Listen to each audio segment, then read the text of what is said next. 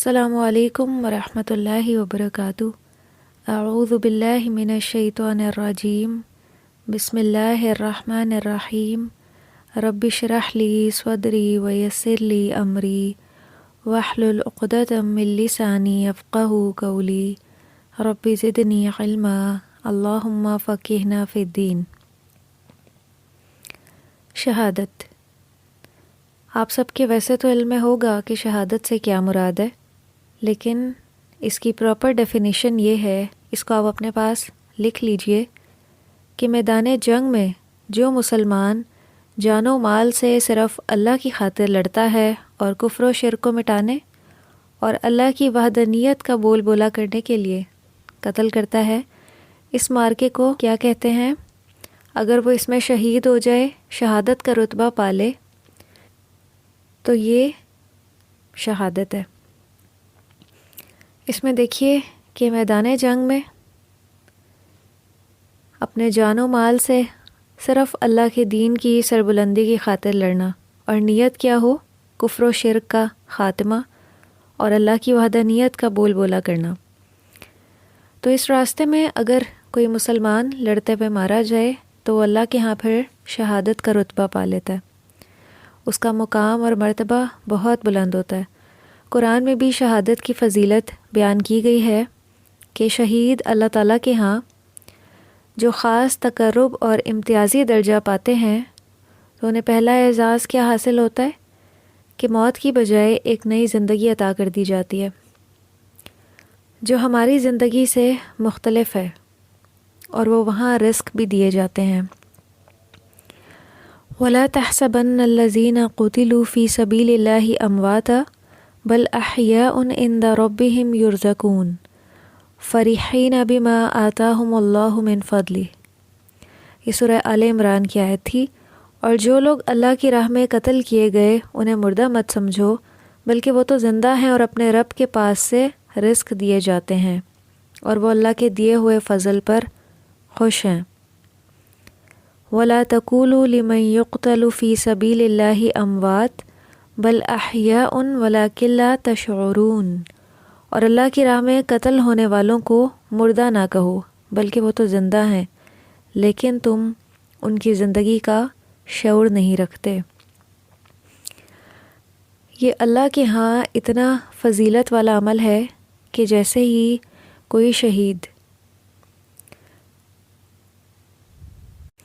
اللہ کے راستے میں اپنی جان دیتا ہے تو وہ موت کی بجائے ایک نئی زندگی میں چلا جاتا ہے جہاں وہ رزق بھی دیا جاتا ہے اور وہاں وہ زندہ رہتے ہیں۔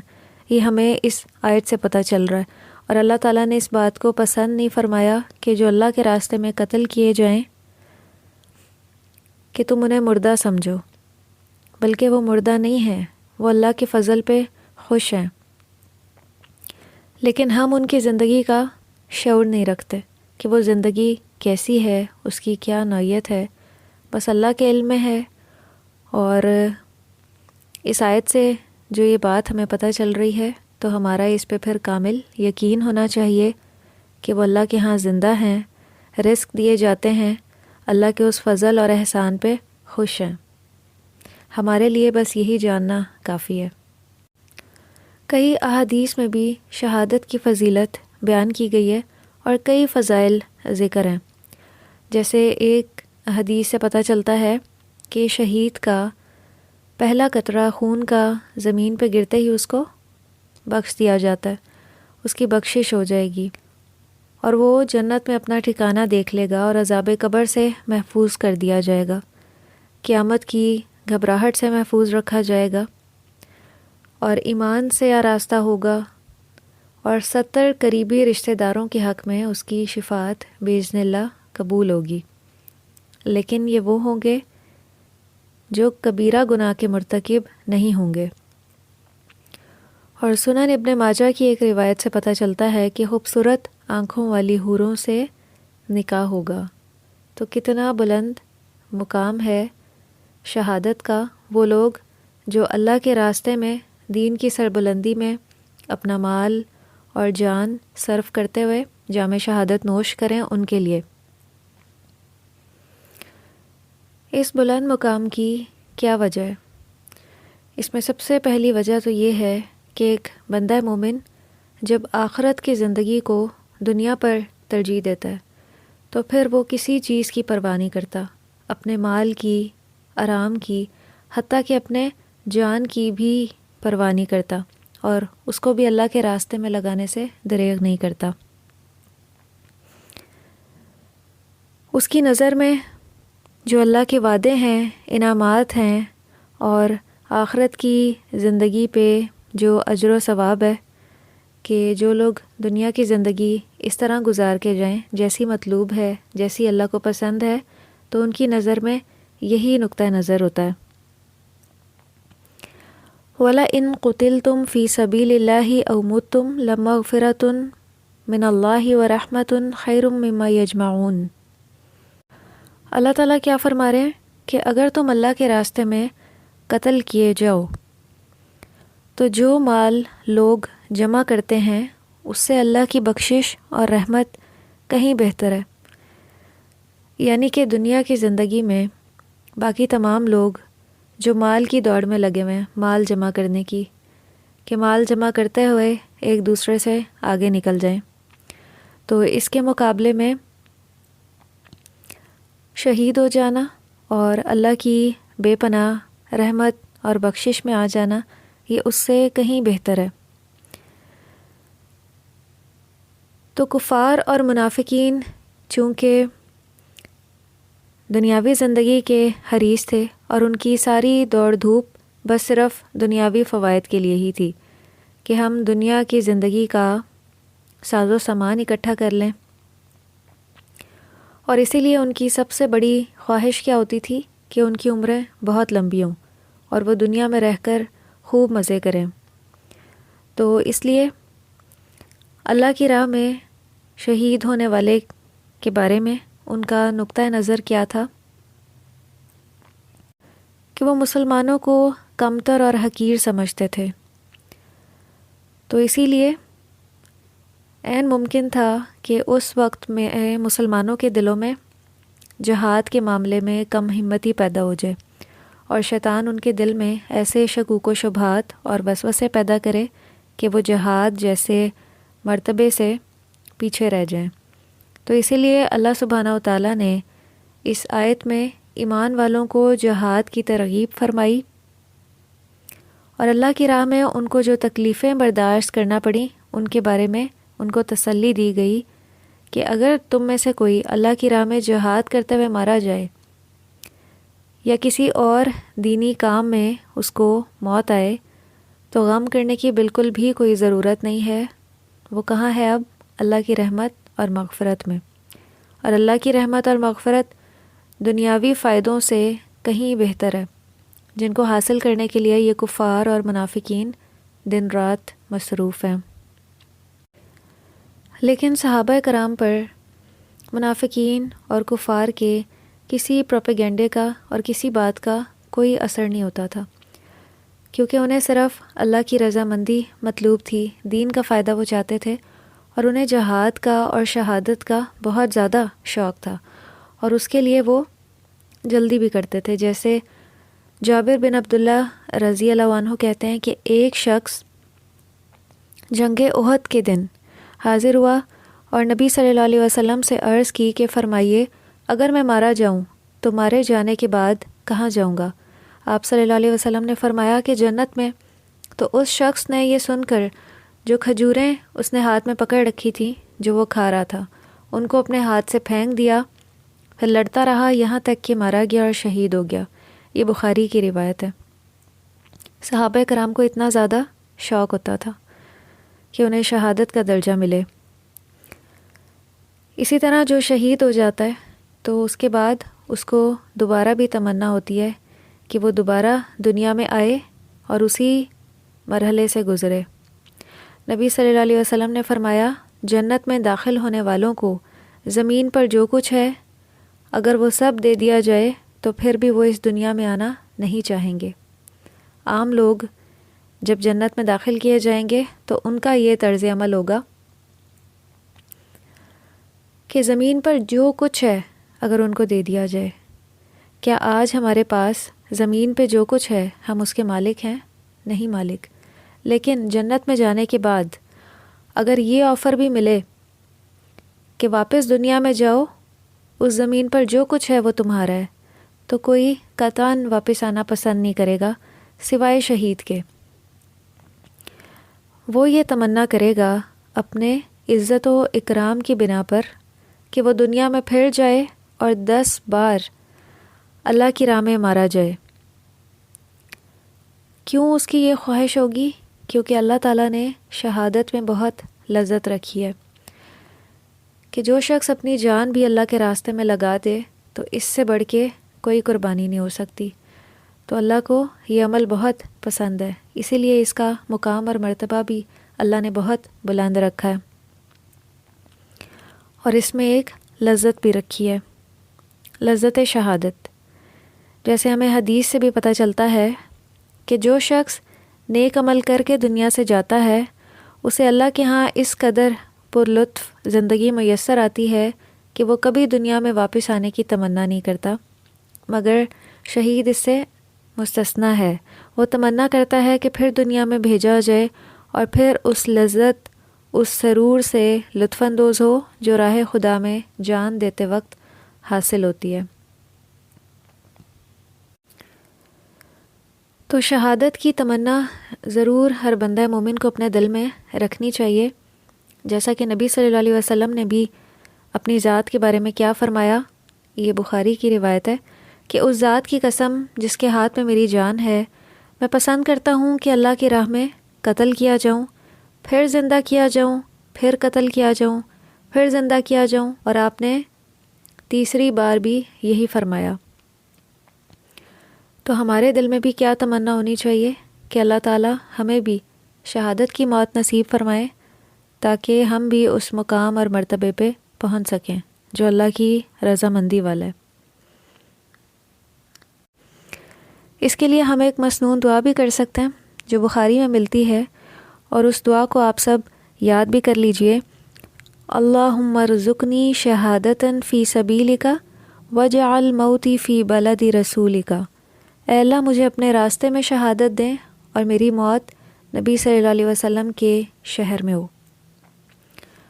تو جو سچے دل سے شہادت کی دعا مانگتا ہے اللہ تعالیٰ اس کو شہداء کے مرتبوں پر پہنچا دیں گے انشاءاللہ، اگرچہ اسے موت اپنے بستر پر ہی نصیب ہو۔ اور یہ ایک حدیث کا مفہوم بھی ہے کہ صرف تمنا کرنے سے بھی شہادت کا مرتبہ اور مقام مل جاتا ہے، بشرط یہ کہ نیت خالص ہو۔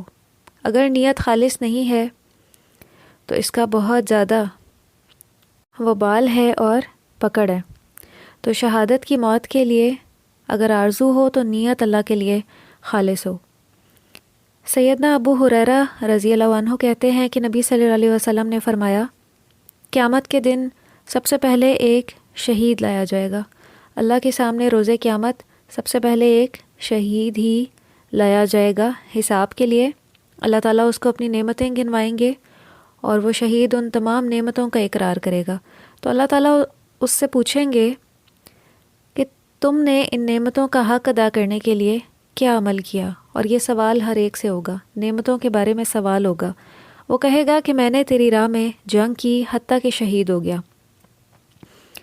اللہ تعالیٰ تو نیتوں کے حال جانتے ہیں۔ اللہ تعالیٰ فرمائیں گے کہ تو جھوٹا ہے، تو نے بہادر کہلوانے کے لیے جنگ کی، سو دنیا میں تجھے بہادر کہا گیا، اور پھر فرشتوں کو حکم ہوگا کہ وہ اسے منہ کے بل گھسیٹ کر جہنم میں داخل کر دیں۔ یہ مسلم کی روایت تھی۔ کہاں ایک طرف اتنا بلند مقام اور مرتبہ کہ انبیاء کے بعد جنت میں شہادت کا رتبہ پانے والے ہوں گے، اور کہاں یہ مقام کہ اگر نیت اللہ کے لیے خالص نہیں تھی، نیت یہ تھی کہ دنیا والے بہادر کہیں، تو پھر منہ کے بھل گھسیٹ کر جہنم میں ڈال دیا جائے گا۔ استغفر اللہ۔ ایک دیہاتی نبی صلی اللہ علیہ وسلم کی خدمت میں حاضر ہوا اور عرض کیا کہ یا رسول اللہ صلی اللہ علیہ وسلم، ایک آدمی تو مال غنیمت کے لیے لڑتا ہے، ایک اس لیے لڑتا ہے کہ اس کا چرچا ہو، جیسے پچھلی حدیث میں ذکر ہوا، تاکہ اس کا مقام پہچانا جائے، یا ایک دوسری روایت سے پتہ چلتا ہے کہ کوئی بہادری دکھانے کے لیے لڑتا ہے۔ تو پس اللہ کے راستے میں لڑنے والا کون ہے؟ تو نبی صلی اللہ علیہ وسلم نے فرمایا کہ اللہ کے راستے میں لڑنے والا وہ ہے جس کی نیت یہ ہو کہ اللہ کا کلمہ بلند ہو، وہی اللہ کی راہ میں لڑنے والا ہے۔ متفقن علیہ، اس کو بخاری اور مسلم دونوں نے روایت کیا ہے۔ تو اس لیے نیت کا جائزہ لینا بہت ضروری ہے ہر مقام پہ۔ ہم جب بھی نیکی کا کوئی کام کرنے لگیں، سب سے پہلے اپنی نیت کا جائزہ لیں۔ اگر نیت درست ہو تو چھوٹے سے چھوٹا عمل بھی اللہ تعالیٰ اس کو کئی گنا بڑھا دیتے ہیں، لیکن نیت کی خرابی کی وجہ سے بڑے سے بڑا عمل بھی، اب شہادت کتنا بڑا عمل ہے، لیکن اس میں بھی اگر نیت اللہ کے لیے خالص نہ ہو تو اس کا ذرا بھی کوئی فائدہ نہ پہنچے گا، بلکہ الٹا نقصان ہے۔ شہادت کی آرزو اور لڑنے کی آرزو میں فرق ہے۔ تو ایک بندہ مومن جو ہے وہ شہادت کی آرزو تو کرتا ہے، لیکن لڑنے کی آرزو یعنی لڑنے میں جلدی نہیں کرتا کہ وہ اس میں پہل کرے۔ ہاں، اگر دشمن کی طرف سے مٹ بھیڑ ہو جائے تو پھر کیا ہے، وہ جوابی کارروائی کرے گا۔ بخاری اور مسلم کی ایک حدیث سے پتہ چلتا ہے، نبی صلی اللہ علیہ وسلم نے فرمایا، اے لوگو، دشمن سے لڑنے کی آرزو مت کرو اور اللہ سے عافیت کا سوال کرو، لیکن جب تمہارا ان سے مقابلہ ہو جائے تو پھر ثابت قدم رہو اور جان لو کہ جنت تلواروں کی چھاؤں میں ہے۔ پھر یوں دعا فرمائی کہ اے اللہ، کتاب نازل کرنے والے، بادلوں کو چلانے والے، دشمن کے لشکروں کو شکست دینے والے، ان کو شکست دیجیے اور ان کے مقابلے میں ہماری مدد فرمائیے۔ یہ دعا ہے جو میدان جنگ میں کرنی چاہیے۔ لیکن عام حالات میں اگر کسی کو برے حالات کا یا دشمن کے شر کا ڈر ہو تو وہ کیا دعا کرے گا؟ اللہم انا نجعلک فی نحورہم ونعوذ بک من شرورہم۔ اے اللہ، ہم آپ کو ان کے مد مقابل کرتے ہیں اور آپ سے ان کی شرارتوں پر پناہ مانگتے ہیں۔ تو عام حالات میں بھی یہ دعا کرتے رہنا چاہیے۔ شہید کا شہادت پر بہت بڑا مقام اور مرتبہ ہے، لیکن اگر اس کے ذمے کوئی قرض تھا تو اس کے بارے میں کیا حکم ہے کہ شہادت جیسا رتبہ پانے والا بھی اس سے بری و ذمہ نہیں ہے۔ عبداللہ بن عمر رضی اللہ عنہ سے روایت ہے کہ نبی صلی اللہ علیہ وسلم نے فرمایا، قرض کے علاوہ شہید کے سارے گناہ معاف کر دیے جاتے ہیں۔ یہ مسلم کی روایت ہے۔ جیسے پیچھے بھی ابھی شہادت کے جو فضائل ہیں ان کا جب ذکر ہوا تو اس میں ایک یہ بھی تھا کہ اس کے خون کا پہلا قطرہ زمین پر گرتے ہی اس کے تمام گناہ بخش دیے جاتے ہیں، لیکن اس کا قرض معاف نہیں ہوتا۔ اس کے قرض کے بارے میں اس سے ضرور سوال ہوگا۔ تو اس لیے قرض کی ادائیگی کی فکر کرنی چاہیے اور اس میں تاخیر نہیں کرنی چاہیے، کیونکہ زندگی کا تو کوئی بھروسہ نہیں ہے۔ ہمیں نہیں پتہ کہ کل کیا ہونے والا ہے، اللہ تعالیٰ نے ہمارے حق میں کیا سوچ رکھا ہے، کیا فیصلہ کر رکھا ہے۔ تو اس لیے جتنے بھی اہم امور ہیں ان کی ادائیگی میں تاخیر نہیں کرنی چاہیے، اپنے جو فرائض ہیں، اور انہی میں سے ایک قرض بھی ہے۔ پھر اللہ کی راہ میں شہید ہونے والے کو غسل نہیں دیا جائے گا۔ نبی صلی اللہ علیہ وسلم نے بھی احد کے دن شہیدوں کو غسل نہیں دیا اور فرمایا کہ میں ان کا گواہ ہوں، انہیں خون سمیت لپیٹ دو، جو بھی اللہ کی راہ میں زخم کھائے گا وہ روز قیامت اس حال میں آئے گا کہ خون ٹپک رہا ہوگا، جس کا رنگ تو خون کا ہوگا لیکن خوشبو کستوری کی سی ہوگی، یعنی ان سے اتنی خوشبو آ رہی ہوگی۔ تو نبی صلی اللہ علیہ وسلم نے ان کی نماز جنازہ بھی ادا نہیں فرمائی۔ یہ بھی ہمیں ایک روایت سے پتہ چلتا ہے۔ تو اللہ کی راہ میں مارے جانے والے شہید کی نماز جنازہ واجب ہونے کی کوئی واضح دلیل نہیں ملتی، کیونکہ نبی صلی اللہ علیہ وسلم نے شہداء پر بعض اوقات نماز پڑھی اور بعض شہداء پر نہیں بھی پڑھی۔ نماز جنازہ دراصل میت کے لیے اللہ تعالیٰ سے کی جانے والی دعائے استغفار ہے۔ تو اللہ تعالیٰ نے تو خود ہی یہ فرما دیا کہ شہید کے تمام گناہ معاف کر دیے جاتے ہیں، تو یہ بھی ایک وجہ ہو سکتی ہے کہ نبی صلی اللہ علیہ وسلم نے بعض شہداء پر نماز جنازہ نہیں ادا فرمائی، تو اس لیے نماز جنازہ پڑھنے کی ضرورت واجب نہیں سمجھی گئی۔ لیکن صحیح بخاری کی ایک روایت سے یہ بھی پتہ چلتا ہے کہ نبی صلی اللہ علیہ وسلم نے 8 سال بعد احد کے شہیدوں کے لیے دعائے استغفار کی تھی۔ تو بہرحال نماز جنازہ پڑھنا اور نہ پڑھنا دونوں طرح سے درست ہے۔ فرشتوں سے غسل۔ احد کے روز حنظلہ رضی اللہ عنہ کی شہادت بیان کرتے ہوئے عبداللہ بن زبیر رضی اللہ عنہ روایت کرتے ہیں کہ نبی صلی اللہ علیہ وسلم نے ارشاد فرمایا کہ تمہارے ساتھی کو فرشتے غسل دے رہے ہیں، ان کی اہلیہ سے دریافت کرو۔ ان کی اہلیہ نے بتایا کہ جب وہ جہاد کے لیے نکلے تھے وہ جنبی تھے، تب نبی صلی اللہ علیہ وسلم نے ارشاد فرمایا اسی لیے انہیں فرشتوں نے غسل دیا ہے۔ اسی وجہ سے حضرت حنظلہ رضی اللہ عنہ کا لقب کیا تھا؟ غسیل الملائکہ، کہ جنہیں فرشتوں نے غسل دیا ہے، اور وہ اسی نام سے مشہور ہوئے۔ شہادت کی ایک دوسری قسم بھی ہے۔ عام لوگ بھی شہادت کا مرتبہ پا سکتے ہیں، اور احادیث سے ہمیں کچھ اور لوگوں کا بھی ذکر ملتا ہے کہ جو اس مقام اور مرتبے پر پہنچ جائیں گے۔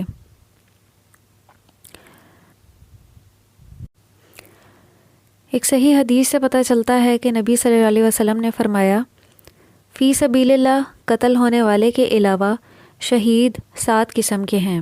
اس میں سب سے پہلا طاعون سے مرنے والا، غرق ہونے والا، پہلو یعنی پیٹ کے درد سے مرنے والا، پیٹ کی بیماری سے مرنے والا، جل کر مرنے والا، ملبے کے نیچے دب کر مرنے والا، اور وہ عورت جو بچے کی زچگی کی وجہ سے مر جائے۔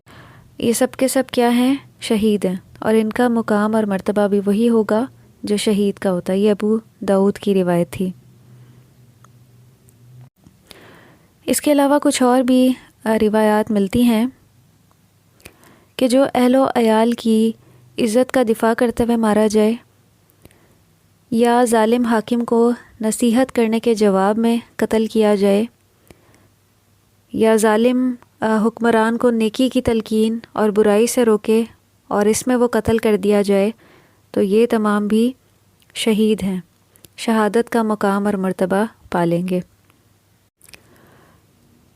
تو ہمارا معاملہ کیا ہونا چاہیے؟ جیسے پیچھے بھی بات ہوئی کہ ایک عام بندہ مومن کو بھی شہادت کی موت کی آرزو کرنی چاہیے، اور اس کے لیے دعا بھی کرتے رہنا چاہیے، اور وہ دعا آپ یاد بھی کر لیں۔ اللہ تعالی ہمیں بھی یہ مقام اور مرتبہ عطا فرمائے۔ وآخر دعوانا ان الحمد للہ رب العالمین۔ سبحانک اللہم و بحمدک، نشہد ان لا الہ الا انت، نستغفرک و نتوب الیک۔ والسلام علیکم ورحمۃ اللہ وبرکاتہ۔